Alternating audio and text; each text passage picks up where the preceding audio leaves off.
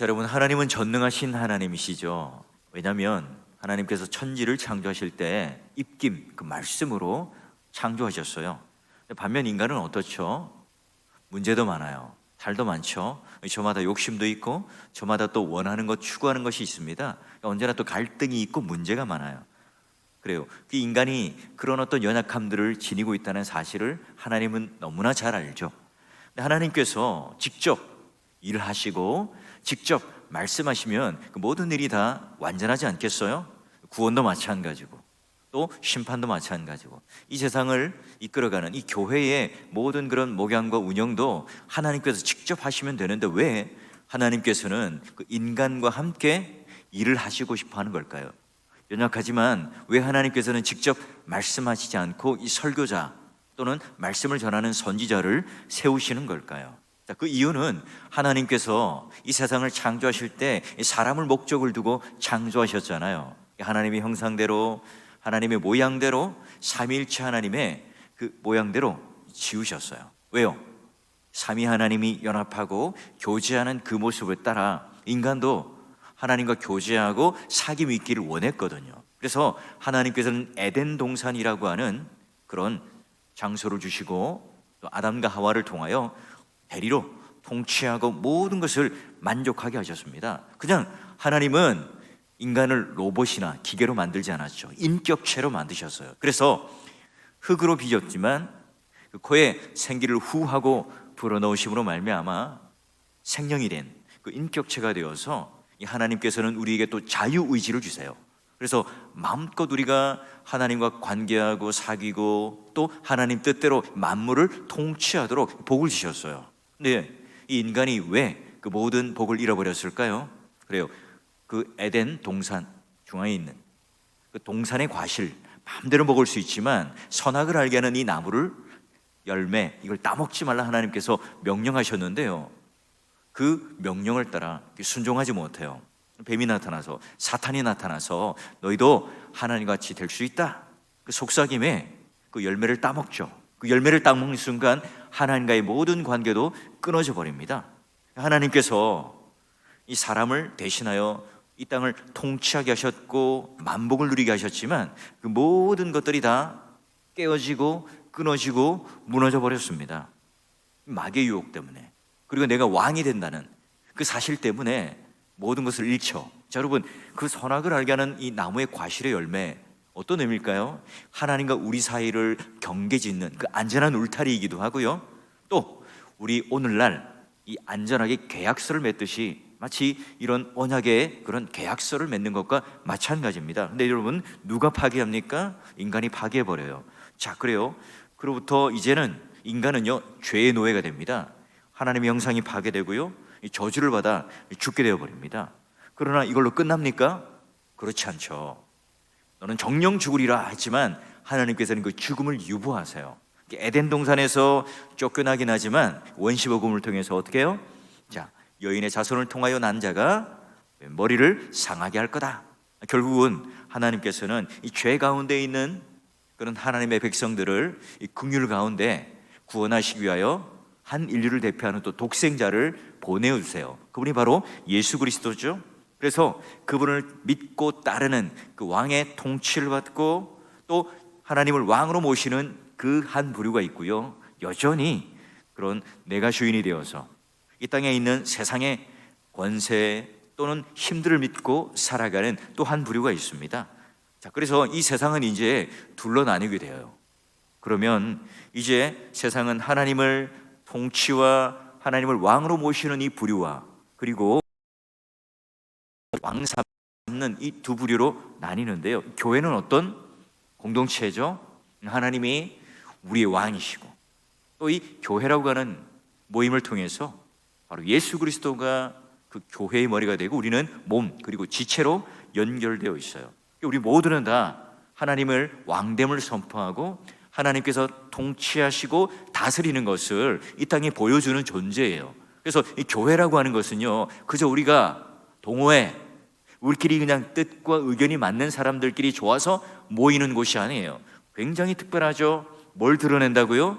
교회를 통해서 하나님의 통치를 드러내고 하나님의 나라를 드러냅니다. 그런데 여러분, 우리가 창세기로부터 신약에 이르기까지 봤듯이 한 사람이 중요하죠. 한 사람이 대표로 아담과 하와가 에덴 동산에서 죄를 지음으로 말미암아 우리에게는 모든 이 복락을 잃어버려요. 근데 또 한 사람으로 말미암아 어떻게 됩니까?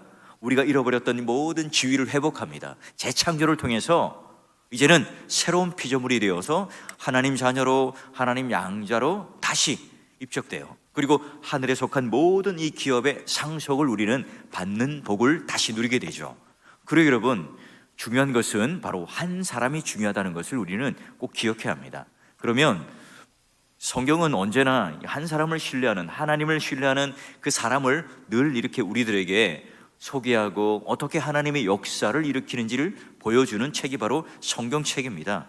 한 사람의 아브라함을 통해서요, 하나님이 다스리는 그 이스라엘 나라가 시작됩니다. 한 사람 요셉을 통해서 온 땅에 기근이 일어나요. 그런데 그 가난, 그 기근을 구제하는 사람이 누굽니까? 바로 요셉입니다. 한 사람 모세를 통해서 이 애굽에 압제되었던, 애굽에 노예되었던, 절망 가운데 살았던 하나님의 백성을 출애굽하여 그리고 그들을 구원하게 되죠. 또 한 사람 사무엘을 통해서요, 흑암 가운데 있었던 그런 이스라엘 백성들에게 미스바 공동체로 모여서 새로운 갱신이 일어나게 합니다.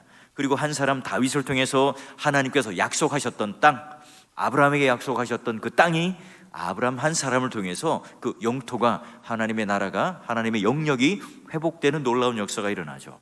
여러분, 한 사람의 느헤미야를 통해서 성벽이 재건되고요, 에스라를 통해서 성전이 재건되잖아요. 하나님의 역사는 언제나 하나님을 의지하는 그 한 사람으로부터 출발해요. 아무리 여러분, 이 아담이 범죄를 통해서 이 땅을 오염시키고 죄 가운데 모든 것들을 다 타락시켜 할지라도 하나님께 순종하는, 하나님과 공감하고 하나님의 뜻에 순종하고 하나님의 뜻에 귀를 기울이고 말씀에 따라 그런 하나님의 의지와 뜻을 이루는 그 한 분, 예수 그리스도를 통해서 또 우리에게 모든 인류가 구원을 받는 그 길을 열어놓으셨어요. 그러니 한 사람으로 말미암아 회복의 역사를 일으키시고요, 또 하나님의 새로운 역사를 일으키십니다. 바로 여러분, 우리도 마찬가지죠. 오늘 하나님께서 그러한 한 사람 한 사람을 세우셔서 누구든지 하나님께 그 자신을 드리는 자, 누구든지 하나님 말씀을 듣고 순종하는 그 사람을 통해서 하나님께서는 자랑스러운 하나님의 그 대리자로서 하나님의 그런 모든 것들을 뜻을 담아 오늘 하나님의 통치와 나타나심과 그리고 하나님의 역사를 드러내는 그 주인공으로 하나님께서는 삼아주셨어요. 바로 여러분들이, 바로 성도가 그러한 주인공들이에요. 오늘날 우리 많은 성도들은 우리 자신을요 소중히 여기지 않아요. 왜냐하면 이 세상에 나가서 너무 많이 치이잖아요. 너 학교 어디 나왔어? 너 얼마나 재산을 가지고 있어? 너는 얼마나 능력이 있는가? 이 세상이 주는 이 잣대를 가지고 늘 비교하며 살아가다 보니까 오늘 우리는 스스로요 이 자존감, 이 정체성들을 잃어버리고 살아갑니다. 그런데 여러분, 오늘 하나님께서 우리를 특별히 하나님 나라를 위하여 부르심받은 한 사람이라는, 구원받은 백성이라는, 하나님 자녀라는 이 사실을, 이 놀라운 은혜를 잊어버리고 살아갑니다. 여러분, 세상에서조차뿐만 아니라 교회 와서도 마찬가지, 절대로 그렇지 않죠. 그래서 여러분, 오늘 누구나 이 교회 안에서 비교해서 나보다 못한 사람이 있거나 나보다 신앙 또는 여러 인생에 있어서 비교하여 낫다고 생각하는 사람을 우리는 찾을 수가 없는 거죠. 하나님께서는 어떤 사람들을 통해서도 그 역사를 이뤄내시고요, 또 그 사람을 통해서 새로운 역사를 일으키시기도 하거든요. 여러분, 세리, 창기, 죄인, 여러분 이런 자들을 예수님께서는 구원하셔서요, 그런 자들이 오히려 복음을 증거하는 그런 복음의 일꾼이 됩니다. 하나님을 의지하는 그 자들을 통해서요, 그 하나님의 대리자를 삼으세요. 한 사람, 여러분 기생 라합 어떻습니까? 벌벌벌 이스라엘 백성들이 떨고 지금 이 가나안 땅을 정복하지 못하는 그때에 그 라합이 고백하는 신앙의 고백을 통해서 하늘과 땅의 모든 것을 통틀어 너희들 하나님과 같은 분을 내가 보지를 못했다, 그러면서 출애굽의 역사와 함께 아말렉을 쳐부수는 일과 광야를 지나가는 그 모든 일들을 줄줄줄 꿰고 있는 거예요. 근데 그 한 여인, 마치 선지자와 같고 신학자와 같고 설교자와 같은 역할을 했던 기생 라합을 통해서 여러분, 자신의 집안만 구원받은 게 아니라 이스라엘 백성들이요, 두려워 떨고 있는데 담대하게 가나안 땅으로 들어갈 수 있는 첫 발을 내딜 수 있는 그 놀라운 그 동력이 되었어요. 아들을 낳지 못해서 슬픔에 잠겨 있었던 한나를 통해서 사무엘이라는 어두캄캄했던, 마치 그 영적인 불임을 통해서 그 다음 세대가 단절된 것 같은 그런 시대에 사무엘을 주셔서요, 그런 말씀의 빛을 비춰주잖아요. 여러분, 동정녀 마리아의 아내였던 요셉을 통해서 바로 하나님의 뜻을 알고 또 예수 그리스도를 하나님께 드리는 사람이 되었어요. 한 사람의 어부였던 베드로 어떻습니까? 그가 이제는 성령 하나님을 받아요. 그리고 그가 뭐 이렇게 무식했지만, 많이 배우지 못했지만 그런 설교를 통해서 해당해서 그런 놀라운 그런 말씀의 변화를 통해서 3,000명, 5,000명이 세례를 받고 구원을 받는 놀라운 일을 일으키죠. 여러분, 이방인이었던 이 백부장의 신앙 고백을 통해서 하인의 병도 고치죠. 또 이방인들의 믿음을 일으키는 그런 단초가 되었습니다. 여러분, 5번의 결혼을 했던 사마리아 여인 아시잖아요. 그 여인도 예수 그리스도를 만나요. 근데 그 한 사람이요, 그 사마리아 땅에 물동이를 딱 버려버리고 이제 내가 그 메시아 예수 그리스도를 만났다는 이 감격 때문에 동네에 가서 내가 메시아를 만났어, 나는 구원자를 만났어, 복음을 증거하는, 여러분, 신약의 최초의 여성 선교사가 바로 수가성 여인이에요. 사마리아 여인입니다. 자, 여러분, 하나님께서 오늘 우리를 쓰실 때 그럼 이 정도는 되어야지, 이 정도 학벌은 되고, 이 정도 사회적 지위는 되고, 그래서 나는 어느 정도 뒷받침이 되어야 나는 이 쓰임받고 하나님의 그런 대리자가 되고, 또 하나님께서 원하시는 사역자가 되고, 또 사명을 붙들고 사는 자가 된다. 여러분, 우리는 그런 오해를 하잖아요. 근데 여러분, 그런 환경, 이 조건, 이런 것들이요, 오늘 우리들에게 있어서 하나님께서 쓰시는 그런 조건이 아니라는 걸 알죠. 여러분, 하나님께서 오늘 우리를 통하여 우리 형편과 조건 때문에 그런 여러 가지 환경 때문이 아니라 하나님을 신뢰하느냐, 하나님을 나의 구주로 믿느냐, 여기에 따라 한 사람을 붙드시고 역사를 언제나 일으키셨어요. 여러분, 오늘 기도의 자리에 오신 여러분 어떠세요? 여러분이 바로 오늘 하나님께서 주목하고 계신 한 사람이라는 사실을 기억하고 있습니까? 여러분, 이것을 잘 보여주는 게 뭐냐면 바로 눈물의 선지자였던 그 예레미야, 그런 한 사람을 통해서 우리가 한번 살펴보기를 원하는데요, 그는요 지금 어디에 갇혀 있죠? 바로 시위대 뜰 안에 갇혀 있죠. 자, 왜요? 그는 한편으로 바로 내가 이 복음의 메시지를 전하다가 그 전하는 메시지가 그런 위정자로부터요 불편한 거예요. 그래서 여러분, 두들겨 맞고 지금 감옥에 갇혀 있기 때문에 슬프기도 해요. 또 여러분, 왜 슬프죠? 그는 살아생전 유다가 망할 거야, 바벨론 포로로 잡혀갈 거야 예언을 했는데 그 예언을 똑똑하게 눈으로 목격합니다. 성전이 회파되고 포로로 끌려가는 이 모습을 보면서 이 선지자는요 눈물을 흘리지 않을 수가 없겠죠. 여러분, 예레미야 33장부터는요 먹장구름에서 이제 마치 햇살이 비치듯이 비쳐요. 여러분, 예레미야 선지자가 시위대 뜰 안에 갇혀 있다, 여기 여러분 어떤 의미일까요? 자, 우리가 1절에 보니까 그렇게 나와 있죠. 시위대 뜰 안에 갇혀 있을 때에, 자, 예레미야 선지자가 지금 이 시대적 상황이 어떤지를 이 시위대 뜰이라는 이 장소적인 배경을 통해서 잘 드러내요. 자, 그러면 이 시위대 뜰은요 왕궁 뜰 안에 있는, 말하자면 국가가 관리하는 감옥이었습니다. 자, 그래요. 바벨론의 군대의 군합발로 인하여 유대 사람들이요 이제 유린당해요. 무참히 짓밟혀버립니다. 나라가 지금 바벨론에 삼켜졌어요.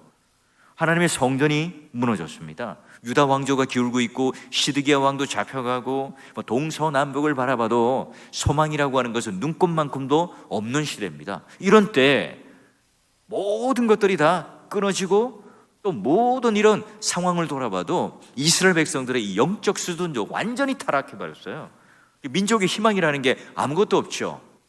정치인들은 모든 자기론 유익과 만족을 위해서 그냥 나라가 망해도 아무런 눈 하나 깜짝하지 않고 그냥 타락의 길로 가고 있고요.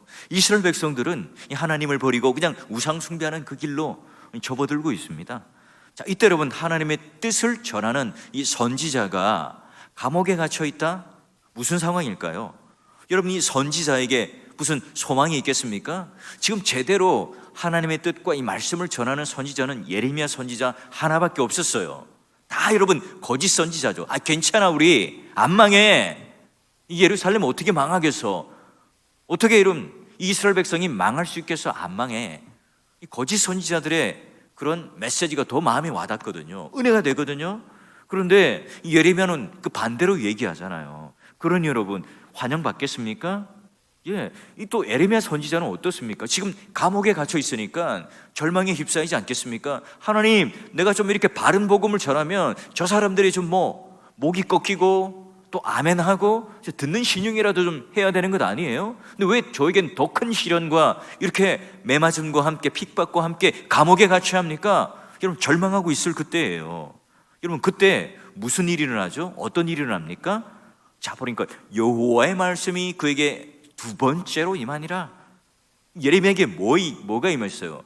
하나님 말씀이 임했죠. 하나님은 이 예레미야가 이 갇혀있는 상황을 풀어주고 자유케 하는 게 아니라 그 감옥이라고 하는 그 환경을 뚫고 무엇으로 임하신다고요? 하나님 말씀으로 임하시는 분이에요.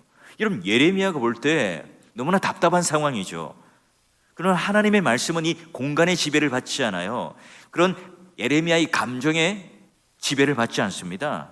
인간적으로 너무나 답답한 상황이지만 하나님께서는 어떻게 해요? 직접 말씀으로 예레미야에게 찾아갑니다. 그러니 여러분 오늘 이 말씀을 읽을 때 예레미야가 갇혔다, 어느 감옥에 갇혔느냐, 무슨 제목으로 갇혔느냐, 얼마나 맞고 얼마나 고문을 당했느냐, 얼마나 핍박을 당하고 있느냐, 여러분 여기에 방점이 있는 게 아니죠. 뭐예요?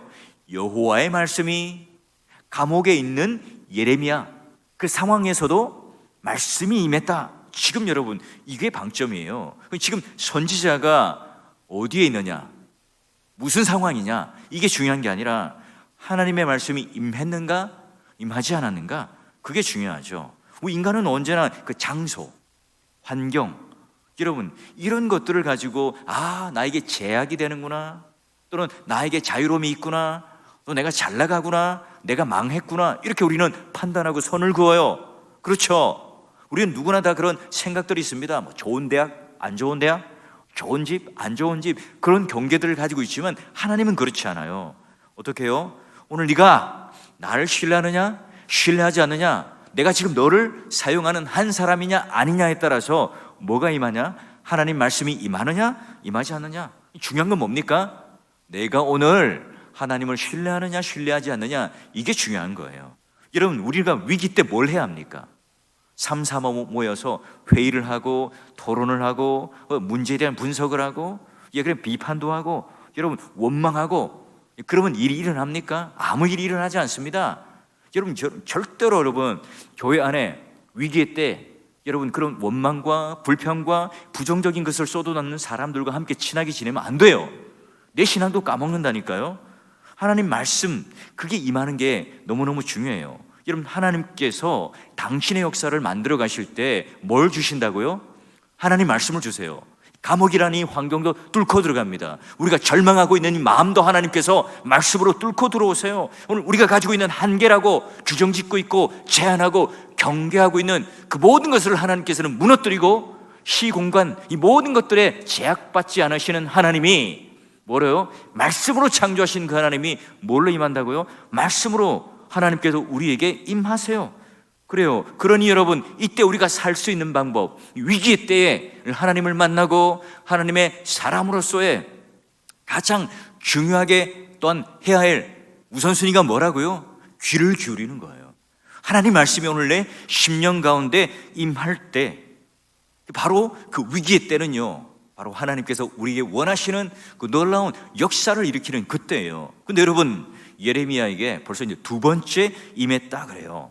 하나님께서는 포기하지 않죠. 두 번째, 세 번째, 네 번째 계속해서 하나님께서는 말씀의 파도를 우리들을 보내주실 거예요. 그 우리를 말씀을 통해서 계속해서 위로를 주고 격려를 하고 그 놀라운 은혜를 공급하셔서 일으켜 세우시는 하나님이죠. 포기하시는 하나님이 아니세요. 믿음의 동역자 여러분, 선지자에게서 주된 사역이 뭘까요? 하나님 말씀을 듣고 하나님 말씀이 임하면 그 말씀을 백성들에게 전하는 것이 선지자의 가장 중요한 임무, 미션 아니겠어요? 그런데 여러분, 내가 왕궁에 살아요. 정말 내가 잘 나갑니다. 높은 지위에 있고 사람들이 나를 존경해주고 인정해줍니다. 그런데 선지자인데 하나님 말씀이 임하지 않아요. 여러분, 그건 형통한 게 맞습니까? 아니잖아요.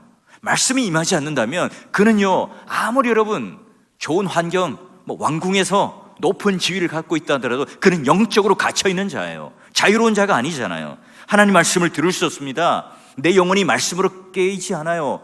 그 말씀을 따라 하나님께서 지금 뭘 원하시고 어디를 가야 되는지를 몰라요. 그러면 영적으로 암흑 가운데 있는 거고요, 영적으로 지금 그는 완전히 갇혀 있는 거예요.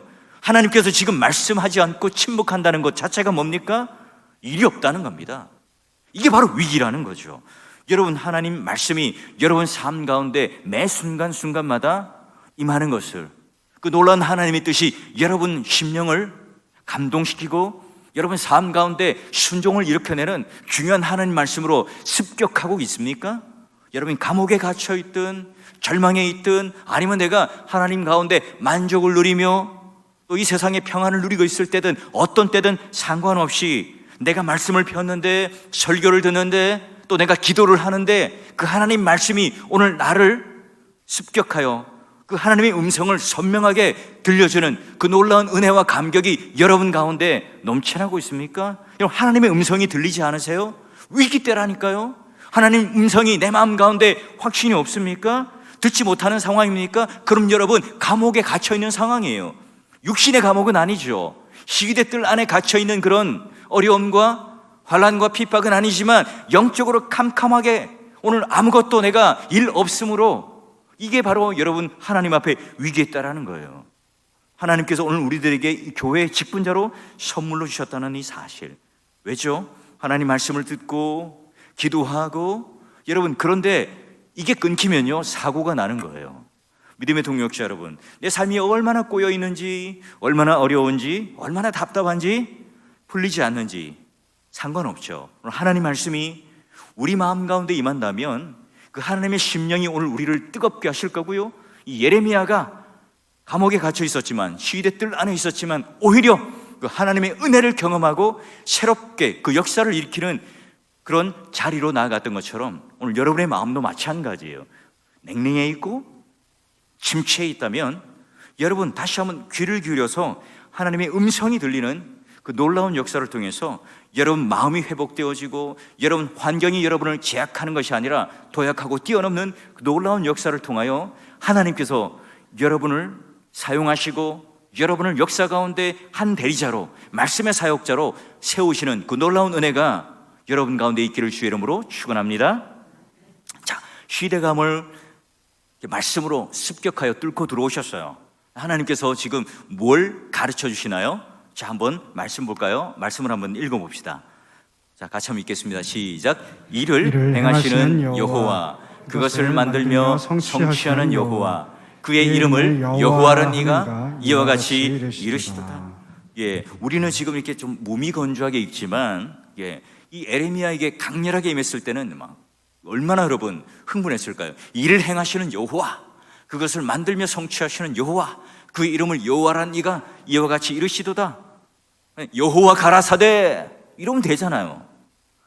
여호와 왈 이렇게 하시면 되는데 엄청나게 수식어입니다. 지금 내가 어디 있는가 이 관계없이 하나님은 반드시 이 일을 성취한다. 내가 이제껏 너에게 주었던 이 약속의 말씀을, 내가 그 일을 만들고 성취하는 분이 누구라고요? 하나님이세요. 비록 나라가 망하고 민족의 미로가 보이지 않는다 할지라도 하나님께서는 계속해서 하나님 나라의 역사를 끌고 가고 이스라엘 백성들을 내가 포기하지 않는다, 이 언약을 걸었던 이 언약의 모든 것들을 내가 지킬 거야, 이 말씀을 하시면서 지금 그런 하나님이 너에게 뭘 주신다고요? 말씀을 줄게 하는 거예요. 여러분 신뢰하지 않겠습니까? 여러분 그 내 마음 가운데 하나님의 은혜와 믿음이 넘치지 않겠어요? 시시하신 하나님이 아니라고요. 말씀으로 천지를 창조하신 하나님이고 그것으로 끝내는 것이 아니라 일을 행하시는 하나님, 그 모든 했던 약속들을 시건치 아니하고 완성하시는 분이 누구라고요? 여호와 하나님입니다. 우리 인간은 얼마나 걸었던 약속을 금방금방 여러분 뒤집습니까? 마음이 변합니까? 그런 일이 없어요. 하나님은. 그러니 그런 하나님이 완성하시고 성취하시는 하나님이 지금 말씀하신다고 그래요. 어떤 명령을 주십니까? 예, 놀랍습니다. 우리 한번 3절 2절을 다시 한번 보죠. 자, 보니까요, 너는 내게 부르짖으라. 내가 내게 응답하겠고 내가 알지 못하는 크고 은밀한 일을 내게 보이리라. 여러분 너무너무 좋아하는 말씀 아닙니까? 너무너무 여러분 잘 외우고 또 여러분 잘 인용하는 말씀 아니겠어요? 여러분 시편에도 똑같습니다. 부르짖으라. 환난의 날에 오히려 부르짖으라. 내가 응답하겠다. 이건 여러분 에레미야 선지자만 맛보았던 그 기도의 놀라운 낭만이 아닙니다. 그래요? 이 말은 뭐죠? 자, 네가 지금 이런 환경 한계 있을 때 오히려 크게 부르짖으라고 말해요. 아무리 탁월한 선지자라도요, 이런 절망 가운데 있을 때 성경 보고 싶을까요? 기도 잘 될까요? 여러분 너무너무 깊은 절망 가운데 빠지면요, 기도할 힘조차 없어요. 뭘 기도해야 될지 몰라요. 성경을 읽어도 눈에 들어오지 않아요. 지금 그런 상황이 뭡니까? 예레미야의 상황이라는 겁니다. 그런데 하나님께서 말씀으로 임하시고 그 여호와 하나님이 누구이신 줄 알아요. 드디어 예레미야를 깨우죠. 그리고 하나님께서 요청합니다. 너는 내게 부르짖으라. 너는 내게 기도하라. 여러분, 이런 때 여러분 우리가 가만히 너무 얌전하게 기도하시면 안 돼요. 새벽 기도 때 이런 때 여러분 우리가 서로를 위해서 이렇게 묵상으로 기도하지만 이 금요 기도에 나오시면 우리가 함께 통성으로 기도할 때 여러분 목청껏 한번 기도하셔야 돼요. 걸걸하게 한번 하나님께 기도하셔야 되죠. 부르짖어야 됩니다. 왜요? 하나님은 여전히 살아계시고 응답하시는 하나님이고 일을 성취하시는 하나님이죠. 선지자가 감옥에 갇혀있던 그 절망 가운데 있을지라도 하나님께서는 그것과는 상관없어요. 무관한 하나님이에요. 그러기에 앞으로 일어날 그 모든 역사를 하나님께 신뢰하고 맡기고 부르짖어라 하는 거죠. 여러분 가장 무서운 절망의 상태가 언제입니까? 첫 번째 선지자가요, 하나님 말씀을 들었잖아요. 하나님 말씀을 듣지 못하는 게 여러분 첫 번째 위기입니다. 두 번째, 지금 하나님께서 뭘 하라고 그러세요? 이런 위기에 때 뭘 하라고 그래요? 입을 열어라, 부르짖어라, 하나님을 찾아라. 환난 날에 내가 응답하겠고. 누가 하는 말입니까? 예레미야가 지금 스스로 거는 주문이에요? 아니잖아요. 하나님께서 지금 그 약속을 걸어오셔서 그런 하나님의 명령을 하고 계세요. 그렇죠. 여러분, 그런데 우리는 여전히 우상 숭배를 합니다. 자기 마음대로 살아가요. 하나님 말씀을 의지하지 않아요. 말씀을 듣지 않아요. 기도가 중단되었습니다. 여러분, 선지자마저 기도를 놓아버리고 이스라엘 백성들마저 하나님을 찾지 않고 우상을 숭배해요. 여러분, 이게 진짜 좌절이고 이게 바로 절망이고 바로 이게 바로 가장 큰 타락 아니겠습니까?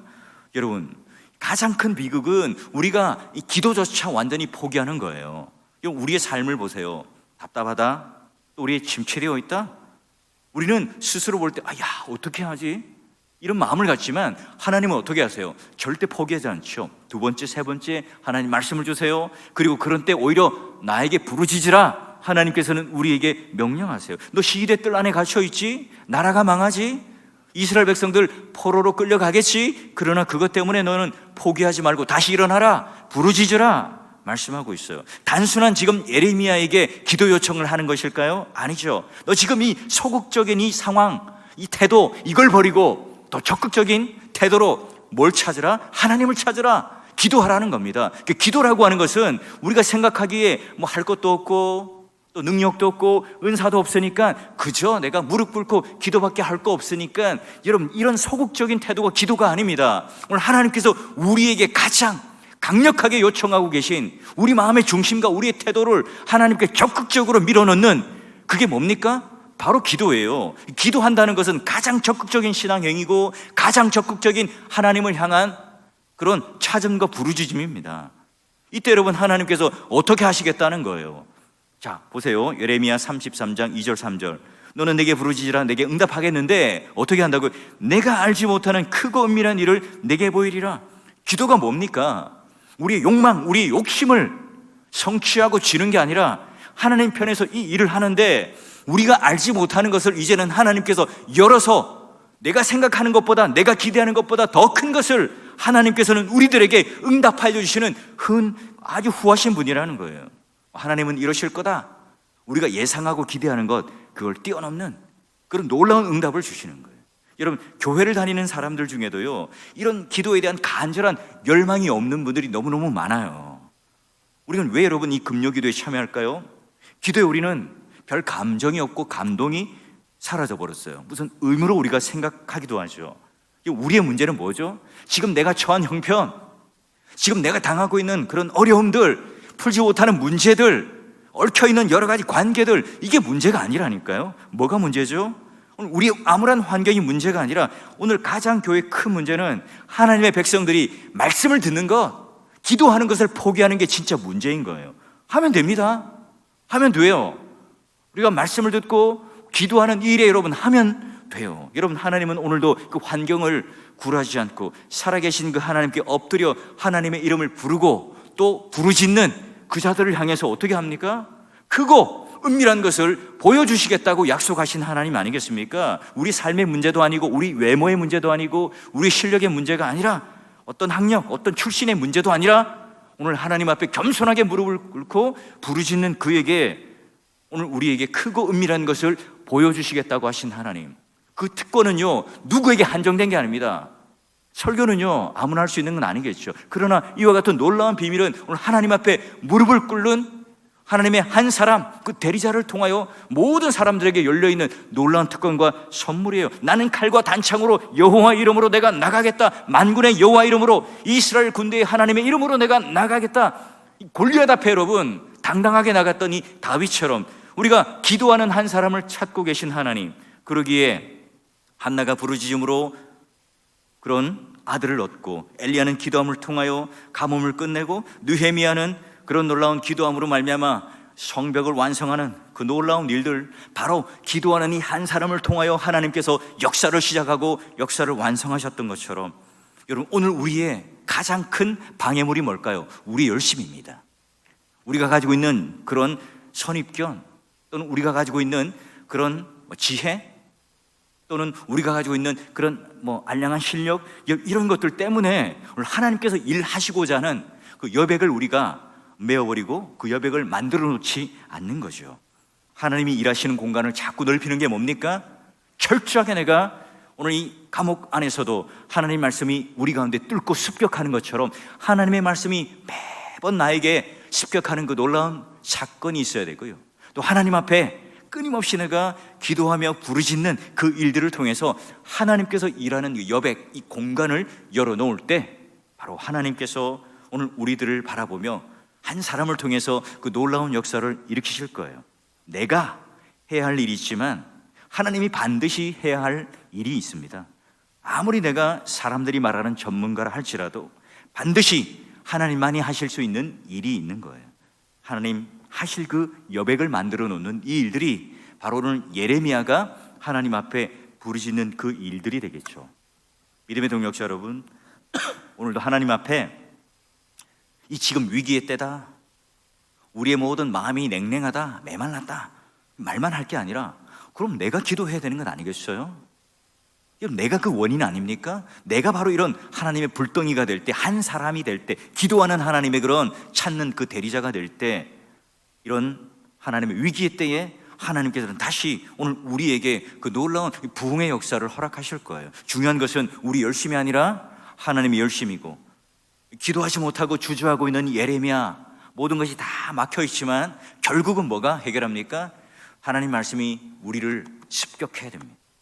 완전히 우리를 장악하고 통치하는 그 놀라운 우리 뜻을 누르고, 우리의 알량한 교만과 우리의 생각들을 누르고, 하나님의 뜻, 하나님 말씀이 오늘 우리를 완전히 사로잡고, 그리고 너는 기도해야 할 존재라고 일러주고, 바로 내가 그 모든 것을 성취하는 하나님이라는 것을 깨닫게 하셔서 이제 그 하나님의 기도의 놀라운 세계 안에 들어갈 때 크고 놀라운 그 하나님의 비밀들을 깨닫고, 그 일들을 통해서 하나님께서 우리와 손붙잡고 행하시는 역사의 한 자락, 그 한 자리에 우리 모두는 서게 되겠죠. 그리고 모두가 다 그런 기도의 응답을 받는 그런 주인공이 되시고, 하나님의 그 크고 비밀한 그 놀라운 일들을 깨닫는 은혜를 통해서 여전히 하나님 앞에 갈망하고 부르짖고, 또 하나님의 그 기도의 응답을 받는 그 놀라운 그 은혜의 복된 자리에 서는 성도가 되시기를 주의 이름으로 간절히 축원합니다.